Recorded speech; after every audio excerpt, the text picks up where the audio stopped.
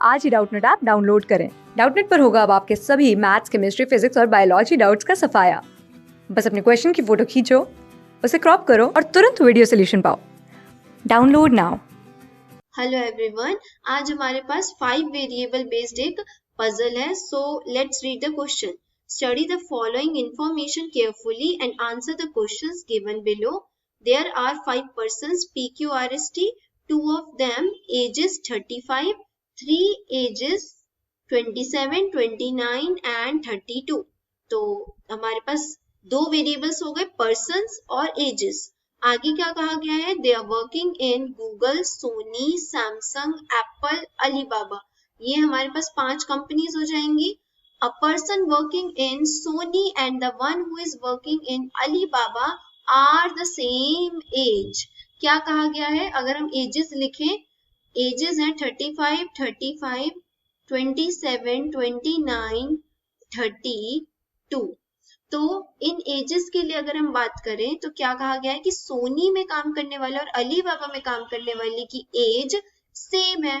तो same as तो 35 ही है ना, तो इसका मतलब अलीबाबा और सोनी में काम करने वाले की एज 35 हो जाएगी। आगे क्या कहा गया है? They belong to different countries, Canada, US, France, China and India, but not necessarily in the same order. The person working in Alibaba is tallest while the one is working in Google is shortest among the 5 persons. तो हमारे पास यानी 5 variables है। 5 variables क्या है हमारे पास? सबसे पहले height का लिखना चाहिए हमें वेरिएबल, फिर उसके बाद हमारे पास क्या आए थे? पर्सन्स, फिर इसके बाद हमारे पास एज है, फिर हमारे पास उनकी कंपनीज थी 5 और उनके 5 कंट्रीज हैं। यही 5 वेरिएबल्स थे हमारे पास। तो इन 5 वेरिएबल से हमारे पास क्या है? टेबल बना सकते हैं हम यहाँ पे। नाउ हाइट की अगर हम बात करें तो हाइट के लिए दिस इज 1, देन 2, 3, 4 और ये 5। तो इस तरीके से this is the tallest person, this is the shortest person. तो हमसे क्या कहा गया था? जो अलीबाबा में काम करते हैं वो टॉलेस्ट है और जो काम करते हैं गूगल में वो शॉर्टेस्ट है। यही कहा गया था हमसे स्टेटमेंट में। आगे क्या कहा गया है? The one who is working in Sony and his height lies between the one who is working in Samsung and one who is working in Alibaba. Alibaba और सैमसंग के बीच में सोनी जो है, अलीबाबा की जो हाइट है, अलीबाबा में काम करने वाले पर्सन की जो हाइट है और सैमसंग के में जो काम करने वाले पर्सन की हाइट है, उनके बीच में सोनी में काम करने वाले पर्सन की हाइट आएगी। यानी इस अकॉर्डिंग अगर अलीबाबा यहाँ है तो जो सैमसंग है वो यहाँ आना चाहिए हाइट के अकॉर्डिंग, और यहाँ पे सोनी आना चाहिए, सोनी में काम करने वाला पर्सन। इसके बाद अगर हम बात करें तो हमारे पास है S is working in Sony and his age is 35 while T belongs to France and his age is 32। तो S के बारे में हमसे क्या कहा गया है? S के बारे में कहा गया है कि वो सोनी में काम करता है, S सोनी में काम करता है और उसकी एज है 35।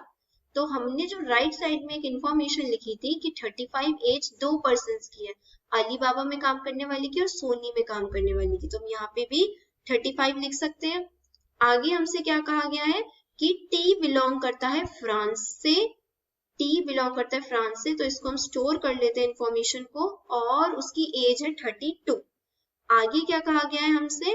Person working in Samsung belongs to China and his age is 27। तो Samsung में जो काम कर रहा है वो चाइना से बिलोंग करते हैं, तो चाइना से बिलोंग करते हैं और जो उनकी एज है वो कितनी बोली गई है? 27 बोली गई है।